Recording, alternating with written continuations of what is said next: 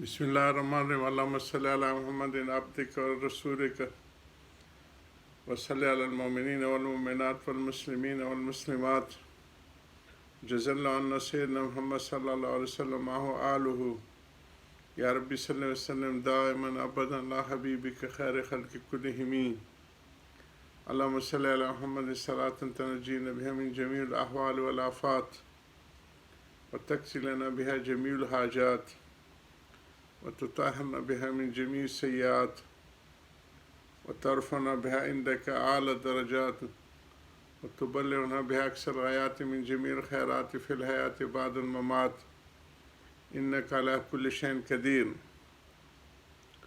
حقیقت صبر سے ہماری آج 22ویں نشست ہے۔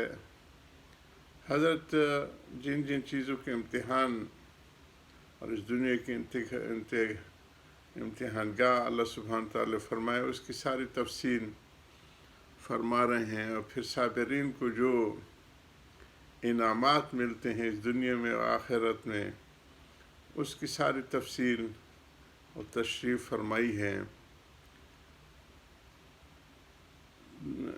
فزیکل یا طبی اثرات تو ہر ایک پہ ہوتے ہیں، کانٹا چبھے تو اس کی تکلیف و درد بھی ہوتی ہے، لیکن عقلی اہل اللہ کو نہیں ہوتی، کیونکہ وہ ہر وقت تعلق کے معلّہ ان کو جو ہوتے اس میں ان کو ترقی ہوتی رہتی ہے، اور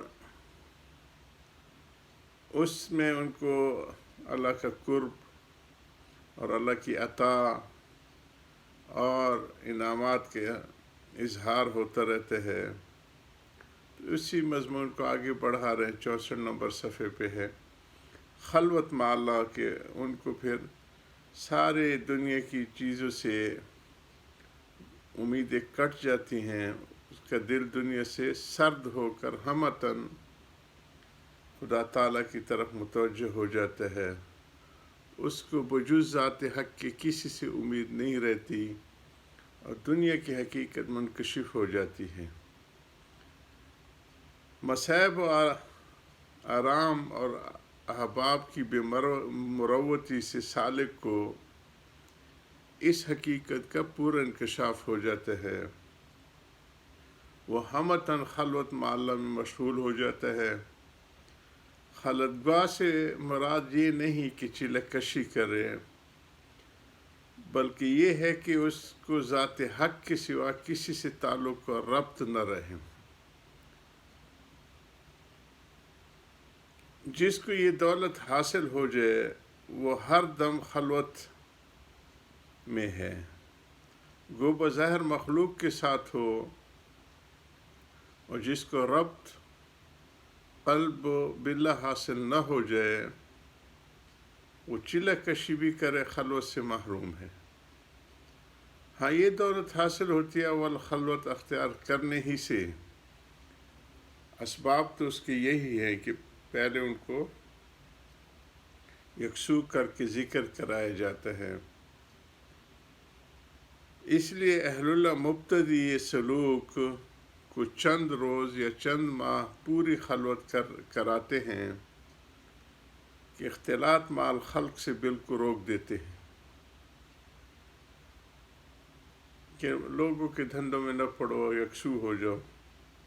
جیسے طبیب مسحل کے دن مریض کو خلوت کا حکم دیتے ہیں، اس وقت طریقہ علاج ہوتا تھا لیگزیٹو وغیرہ اس قسم کی چیز سے کہ ہمتاً دستوں کے تصور میں مشغول رہے، اختلاط اور بات چیت میں مشغول ہونے سے دستوں کی طرف طبیعت مائل نہیں ہوتی۔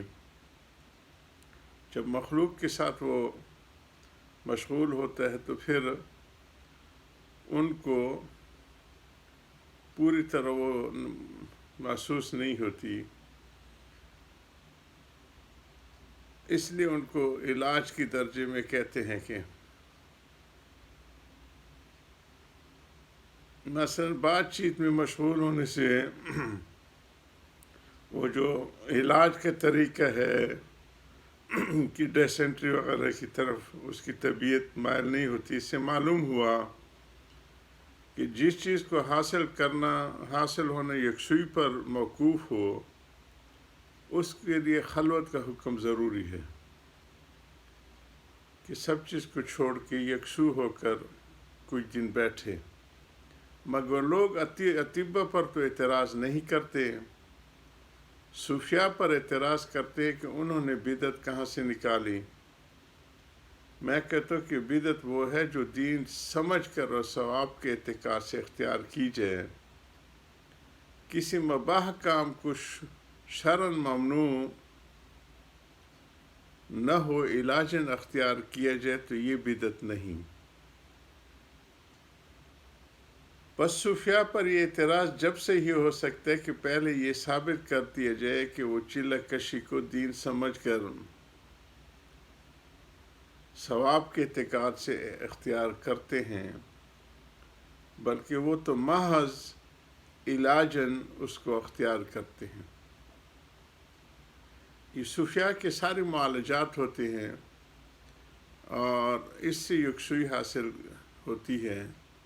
مجھے اس پہ ہمارے نقشبندی بزرگ کا ایک واقعہ یاد آ گیا۔ وہ جب آتے ہیں، یہ روحانی طبیب ہوتے ہیں نا جی، تو جو ڈاکٹر ہوتے ہیں وہ کچھ تو مریض کی ہسٹری سے اور کچھ اس کے سائن اینڈ سمٹم سے اندازہ لگا لیتے ہیں، اس کی چہروں کی تاثرات سے، اس کی زبان سے، آنکھوں سے۔ تو اسی طرح جو اکابرین ہیں، صوفیاء، محققین، یہ بھی حقیقی معالجین ہوتے ہیں روح کے۔ تو اس میں وہ اندازہ لگا لیتے ہیں کہ اب اس کو کیسے کرنا ہے۔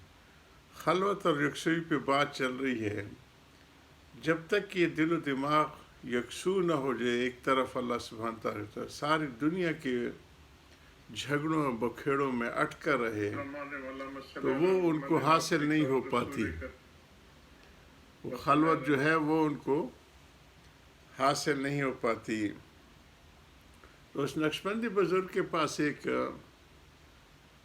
نوجوان دیہات سے آئے اور کہا کہ حضرت مجھے اللہ کا نام سکھائیے۔ تو انہوں نے اس کو اسیس کر لیا کہ اس کے دل و دماغ تو گاؤں کے ہر ایک چیز میں گھسا ہوا ہے، کھیتوں میں، کھلیانوں میں، جانوروں اور چارہ وغیرہ میں، اور لوگوں کے ہر بکھیڑے میں۔ تو ان حضرات کے طریقے علاج ہوتے ہیں۔ نقشبندی حضرات جیسے کسی کمرے میں یا کسی گھر میں کوئی کوڑا کرکٹ ہو، آج کل تو ویکیوم وغیرہ آ گئے، بہت سی چیزیں، تو وہ چن کے اٹھا لیتے، یہ بھی ایک طریقہ ہے۔ یا جھاڑو پھیر کے ایک جگہ جمع کر کے اور پھر لب بھر کے اس کو اٹھا کے پھینک دیتے ہیں۔ یہی طریقے علاج چشتی حضرات اور نقشبندیوں میں فرق ہے۔ نقشبندی ایک ایک گند کو نکال کے اٹھا کے باہر پھینکتے ہیں، نقشبندی سب کو اکٹھا کر کے کوم بنا کے یا ایک جگہ اکٹھا کر کے سارے کو پھر اکٹھا پھینک دیتے ہیں۔ چشتی حضرات کہتے ہیں کہ اتنا کون انتظار کرے، وہ ایک ایک چیز کو نکالتے ہیں اور ساتھ بجائی بھی کرتے رہتے ہیں۔ تو اس نے دیکھا کہ اس کے دماغ تو گاؤں کے ہر کھیت میں جمع ہوا ہے۔ اب اس کے علاج اس نے یہ کیا، اس بچے سے پوچھا یہ جو گاؤں میں اتنی چیزیں، اس میں آپ کو سب سے زیادہ محبت کس سے ہے؟ انہوں نے کہا میری بھینس سے۔ تو حضرت نے اس سارے گند کو اس بھینس کے پوائنٹ پہ جمع کرنے کی ترکیب بتائی کہ اچھا ٹھیک ہے، تم 1 منٹ کا روز مراقبہ کرو اور بھینس کو سوچو کہ میری بھینس کتنی پیاری ہے، کتنا اچھا دودھ دیتی ہے، کیسے چمکتی اس کی کھال ہے، کیسے اس کی آنکھیں۔ تو یہ پھر 1 سے 2 منٹ اور پوچھتے رہے کہ کیسے ہے، کہا کہ بہت محبت بڑھ گئی۔